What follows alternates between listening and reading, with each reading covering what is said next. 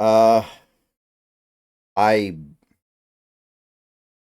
I don't know where to go with this one, guys. I really don't. Um, this team has sucked the life out of me. We are at the 100 game mark. We have a winning record. We're second place in the division. We're back by one game. We're back in the division by one game. But this team has sucked the life out of me. And I don't know what it's going to take to reinvigorate me here, but straight up, the Seattle Mariners have 62 games left to play, and I just want it to be over. I don't even want to watch them anymore. I don't want to follow them anymore.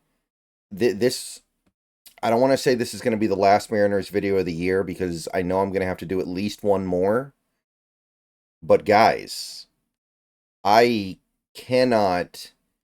If you are not sitting there watching the games the way that I am, although I will admit over the last couple of weeks I haven't been watching them as much as I normally would. If you are not there watching this team, you don't get it. If you're just on the outside looking in, you don't know what it's like to watch this offense just take in good hitters, input quality hitters into their machine, and spit out 48-year-old belong playing softball at the YMCA caliber swingers. And I don't know if that made any sense, but the point is, nobody survives the Seattle Mariners churn and comes out a quality hitter on the other side. Everybody forgets how to hit, and I can't really watch it anymore. I didn't watch last night's game at all. I didn't watch a second of it. I barely watched the game the day before. The Angels series, I watched like half of it maybe. So I don't even know if I should be making this video because I'm not even watching the team right now, but you don't have to watch the team. You know what's going to happen every single game. They're going to strike out about 10 times a game on average. Ty France is going to hit the ball and you swear it turned into a wiffle ball halfway through the pitch because he pokes at it and it just softly rolls right to somebody like less than 50 miles an hour. No exit velo whatsoever. God, who else am I going to call out? Luke Raley's going to try to hit a 600-foot home run every time he swings. Everybody's going to miss center cut fastballs. I I can't do it anymore. It's not fun like this. In a previous Mariners video, I asked, would it be better to have a worse team that could actually hit? I think the answer is yes. If this team was like 48 and 52 or 47 and 53, but they had a decent offense and could score and didn't make you want to turn the game off as soon as it was 2-0 because you know the game's probably over, yeah, I think that would be better. That would be fun. At least I wouldn't be turning the game off so early. At least I would be like, okay, we're down 3 runs here, but we can come back because this team can score. And, earlier this season, I said when talking about this Mariners team, because they were off to a really good start, they had a 10-game lead in the division, and things were going really well. The pitching staff was going great. The bullpen didn't settle in perfectly, but it settled in enough. And I said, there's no way this offense doesn't get significantly better. So this team could be headed towards great things with how good everything else is coming together. And no, apparently they don't have to get better. They can just stay this bad. I don't know if we have the worst offense in the league yet, but if we don't, we are very close. And that's the thing that people really need to keep in mind here, because a lot of people post stats about how this is the worst Mariners offense in franchise history. This is the worst offense that the MLB has seen since X. And I understand those numbers. They're certainly impactful, but offense is down across the league right now. I don't doubt that. I know that. Somebody out there is watching this video and saying, well, everyone's forgotten how to hit. And I get that, but Mariners are doing it worse than just about anybody. Our best hitter right now is Victor Robles. And with him, probably it's because he just got here and we haven't had a chance to poison him yet. We haven't had a chance to ruin his ability to hit the ball. Shout out to Julio. He's playing a little bit better. Shout out to Cal. He's playing a little bit better. But it's not enough. Those guys are probably just getting by on their raw talent. Julio's too talented to be a terrible hitter for a full season. Cal has too much power to not end up putting up decent numbers by the end of a season. But it's just not watchable. A team that would lose games like 8-6 or 9-7 or even 6-5. At least there'd be some fun. At least there'd be some excitement. But with this team, you just know. They go down 2-3 runs, you can turn the game off. And I've kind of been opting lately to just turn the game off before it even starts. Because I already know. And I don't like to do that. I like to actually see what is going wrong. But I don't feel like I need to see it anymore. And obviously, we're a game back in the division now, which is humiliating, like beyond embarrassing. But it's just more than that. It's the fact that it really just feels like the people in charge here were watching the boat head towards the iceberg. And I'm sorry if this video is a little bit disjointed. I'm talking about this team right now is hard. Talking about this team without just going into some fury is really hard right now because it should be impossible for any MLB offense to be this bad. I don't care if you have no money. I don't care if you have no resources. I don't care if your GM got fired and you forgot to replace him and your team was being run by an intern all offseason and that's the guy who put the team together. It should be impossible to have an offense this bad regardless. So it's hard, but I'm doing the best that I can. I'm doing the best that I can to talk about this team right now. It's hard. But it really feels like the guys in charge watched the boat head towards the iceberg and never did anything to turn. And that's on pretty much every level. Like, Scott Service, you guys know. I like Scott. I think he's done a good job here. I don't think he's a bad manager. I don't. I know that a lot of people think he's terrible. I know a lot of people think he's awful. I don't think any of that. And I'm not even necessarily saying most of this stuff is his fault. But I didn't want him to come back after the All-Star break. I wanted him to go home for the All-Star break, chill out, wherever it is he lives, go there, have a good time, and continue to have that good time when the Mariners started playing baseball again because he wasn't the manager anymore. It's time to do something different. It's time for something else. He's not good enough. And he is making bad mistakes that are costing this team games. He is doing stuff that he should not be doing that is costing this team games. I never felt that way about Scott Service until these last 2 seasons. But now I feel that way. Again, I'm not saying this is his fault. If we gave him a better roster, I'm sure the results would be much better and we wouldn't be having this conversation. But the last 2 years now, I don't think he's doing the best that he can do with what he has. I just don't. So you got to go. I think he's got to get out of here immediately. And Depoto's another guy that I've generally been pretty okay with. I think Depoto does a pretty decent job of things. I think Depoto has done some really impressive things here. And he, like Service, is working under some tremendous constraints. But too many mistakes now. How many times can you fail to address this second base position? Like, Adam Frazier is by far the best you've been able to do over the last few years. And he was not good.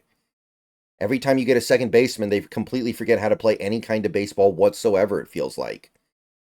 And I don't know what to say with Garver anymore, but I mean, that was kind of your big money signing, right? You went out and spent money on Mitch Garver, and I didn't mind the signing. I thought it was a good idea, but It's another thing that just right now doesn't look like it's working. Maybe by the end of the year it'll be okay. It'll be workable. It'll be decent, but uh and I'm looking at just the fact that this team here's the thing.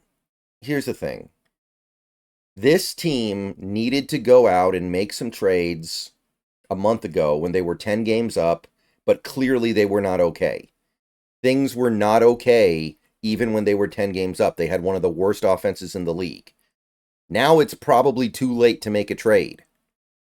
So to me, the fact that Dipoto is sitting on his hands, or maybe he's not sitting on his hands, the fact that he's not doing anything, the fact that he's just seems content with hoping that the current offense snaps out of it, is, I think he's got to go too. And I know all the good things he's done. He's rebuilt this farm system. He's put together one of the best rotations in baseball. The work he does in the bullpen pretty much every year is remarkable. This year, it's actually kind of is a relatively down year for the bullpen, admittedly. But overall, he does great work with that kind of stuff. But what he's done has ultimately produced the most boring team in baseball. We're not the worst team in baseball, but we are the most boring team in baseball. And if they're not going to be good and boring, if they're going to be okay and boring, which is what they are right now, like barely above average, I'd rather be bad and fun to watch. I'd rather be below average and fun to watch. I really, really would. So I don't know what the plan is. I don't know why we didn't make a trade back when it would have mattered. I don't know if we're going to make a trade now. Honestly, I don't even know if I want to make a trade now. But you got to do something, right? You got to either be a buyer or a seller. If you're neither, then you're a coward, and I really don't want you here. So yeah, he's another guy. If this season goes the way that it's going right now, get out of here. I'm not going to talk about the owner thing, but that one's obvious. I mean, we all know. We all know we have a bad owner, we have a crappy owner, and this all stems from him. If he was willing to do what needed to be done, then we wouldn't have these problems. We wouldn't be bargain basement hunting for players every offseason. We wouldn't be scared to make trades, and our manager would have a better roster to work with. We would be taking bigger swings in the offseason. We'd get guys who are more sure things rather than crossing our fingers that Polanco has one more good year left or that Garver has one good year left. I understand all that. And obviously he's the guy at the top and the buck stops with him, and he clearly doesn't care that much. And if he doesn't start caring or sell to somebody who does, none of this is going to matter. But at the same time, I look at the stuff underneath him and I'm like, okay, Julio got paid. Julio's making big money. He's supposed to be a really good player. We brought in players that have been good for most of, like Polanco's been good for most of his career when healthy, right? Crawford's been good. Cal's been good. Like, we have players on this team that we know are good who can't play, who have just suddenly decided, I can't hit the ball anymore. I can't do anything. I have no power. I have no ability to get the ball, keep at bats alive or get the ball in play. And you get what you get. It's like, that's not the owner's fault. So every level of this is just bad. And I mean, you can't really fire an owner. What I will say is, at this point, I just hope that every home game the rest of the season, that stadium is empty. I hope there isn't a single Mariners fan at every home game the rest of the year to send a message. That's what it's going to take. But I don't know if anything is going to happen about that. And there are other teams out there. There are other baseball teams out there that spend very little money, less money than we do, that have really, really good rosters, that do better than us, that can actually hit, that can actually entertain the audience. So it's not just all that.